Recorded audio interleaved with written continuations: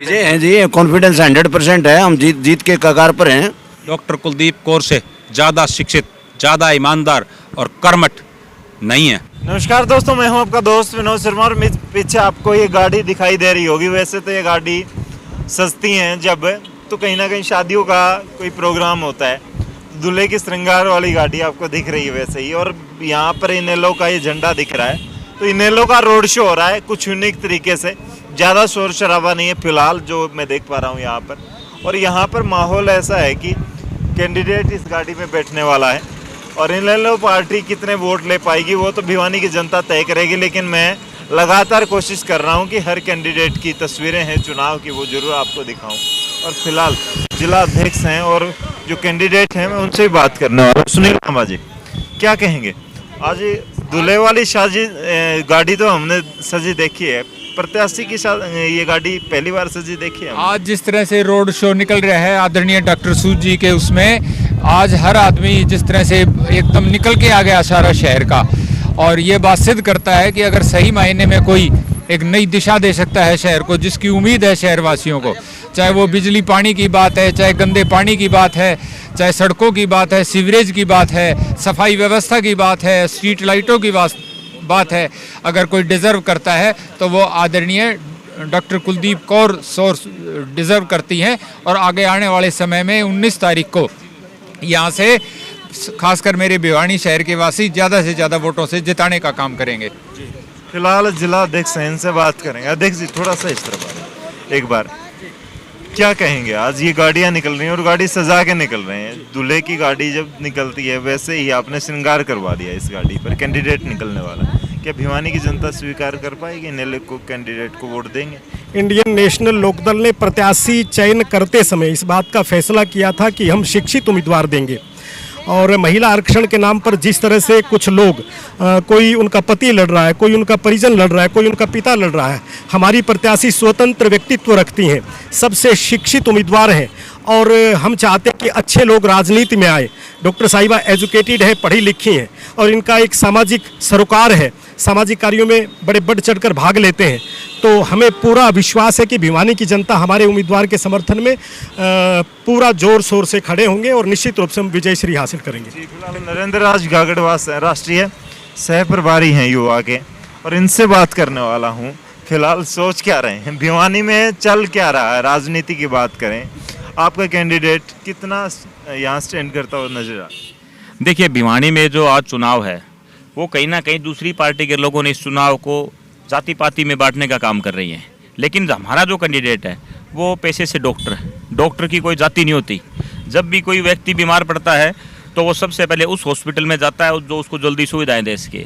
इसलिए डॉक्टर की कोई जाति नहीं होती, डॉक्टर सबके लिए बराबर होता है। हमारा कैंडिडेट जो हमारी महिला कैंडिडेट डॉक्टर साहिबा बहुत शिक्षित महिला हैं, सुबह से लेकर शाम तक जनता की सेवा करती हैं, गरीब लोगों की मुफ्त सेवा करती हैं। इसलिए हमें उम्मीद है कि भिवानी की जनता जाति पाति के नाम पर नहीं बल्कि एक अच्छी पढ़ी लिखी डॉक्टर को यहाँ से चेयरपर्सन का उम्मीदवार जो बनाया पार्टी ने उसको जिताने का काम करेगी। फिलहाल देखिए डॉक्टर साहिबा खुद मौजूद हैं और उनके पति साहब हैं।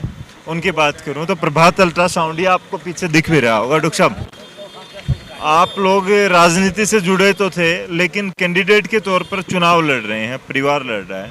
मैडम सुबह भागती हैं, शाम को रात लेट घर आती हैं। माहौल क्या बना हुआ है घर में?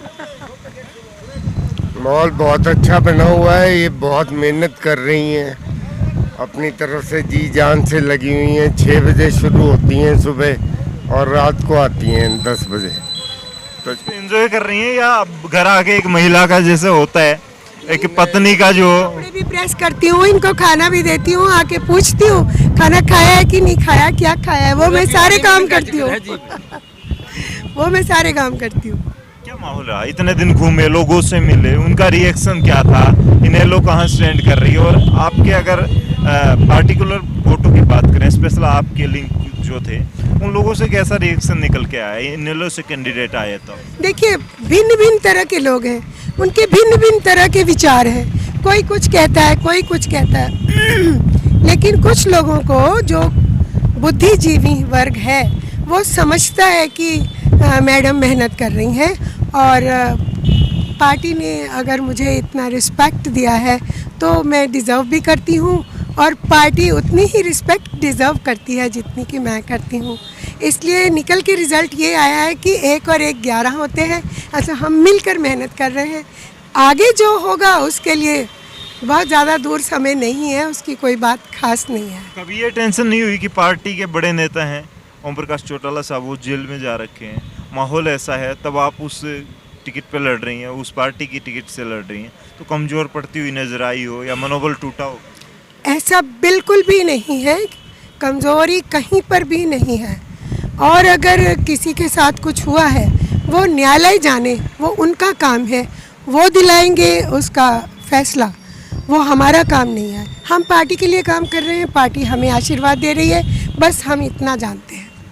पूर्व में आप भी प्रत्याशी रहे हैं, अब मैडम पूर्व प्रत्याशी हो जाएंगी या चेयरपर्सन हो जाएंगी भिवानी की, वो तो जनता तय करेगी। लेकिन माहौल क्या है भिवानी में? जिस तरीके से आपको वोट मिले थे, अब वही भय आपके दिमाग में नहीं चल रहा है कि मैडम के साथ भी वही ना हो जाए?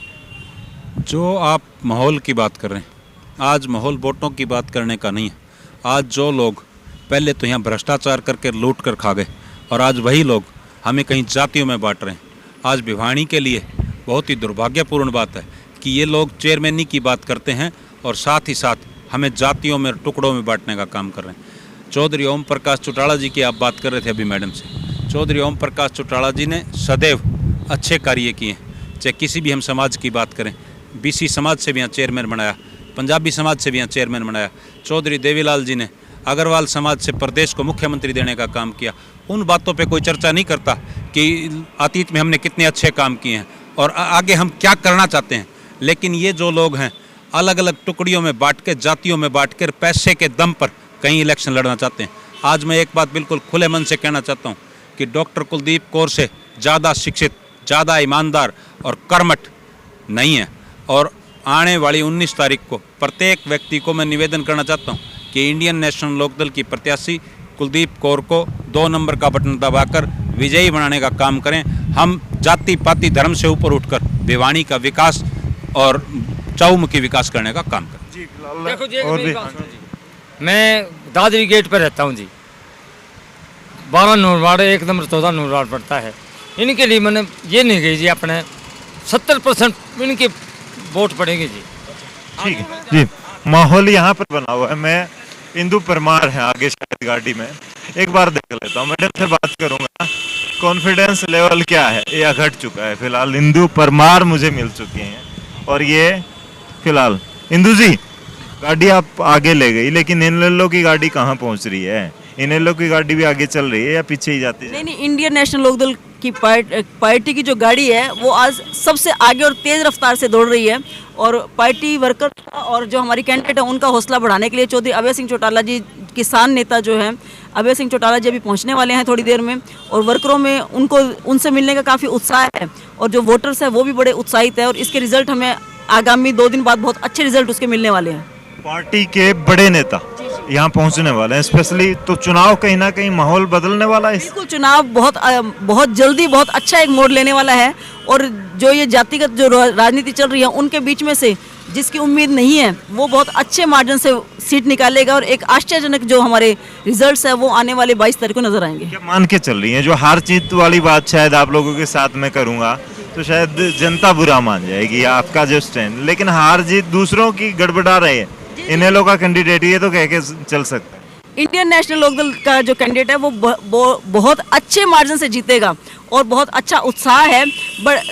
हमारी गति धीमी थी लेकिन बड़े सुलझे हुए तरीके से हम लोग चुनाव लड़ रहे हैं और उसके रिजल्ट बहुत अच्छे मिलने वाले हैं। फिलहाल आप देख सकते हैं पीछे की गाड़ी जो है इनेलो का कैंडिडेट है वो आने वाला है और उस गाड़ी में आप देख सकते हैं किस तरीके से मिनी गौरीपुर रेस मार रहे हो बार बार।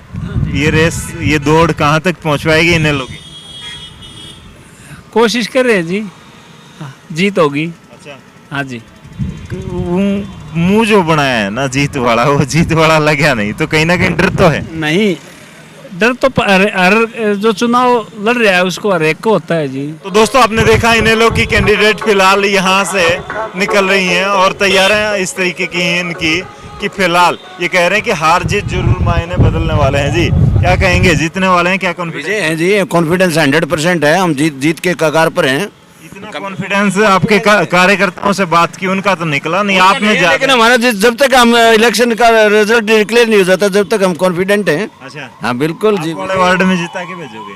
देखो जी, हम कोशिश तो जारी है और जिताएंगे नहीं तो कंपटीशन में वोट लेंगे। अच्छा, हाँ। मंजीत डुल, क्या लग रहा है सिचुएशन, इतने दिन से साथ देख रहे हो? बहुत अच्छी सिचुएशन है और ये तो जनता ने देखना है। हमने जो हमारा कैंडिडेट था वो पढ़ा लिखा और जो काम करने वाला है, और हम वार्डों में गए हैं, वहाँ बहुत बुरा हाल है। अगर कोई काम करवाना चाहती है जनता तो वोट दे इनको।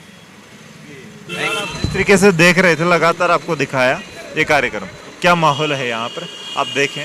इनेलो कहाँ स्टैंड कर रही है, क्या कहेंगे? इनेलो के इस कार्यक्रम को, इस रोड शो को हमने आप तक शेयर किया। हर कार्यक्रम को कोशिश करेंगे, चाहे किसी भी पार्टी का कैंडिडेट है या निर्दलीय है, अगर वो सही रूप से लेके चल रहा है और हमारे पास समय होगा तो हम जरूर वहाँ पहुँचने की कोशिश करेंगे। हमारे पास इन्फॉर्मेशन आती है तो इस वीडियो को शेयर करें, कमेंट में जरूर लिखें भिवानी में राजनीतिक हालात हो क्या चुके हैं। तब तक के लिए धन्यवाद, राम राम, जय हिंद।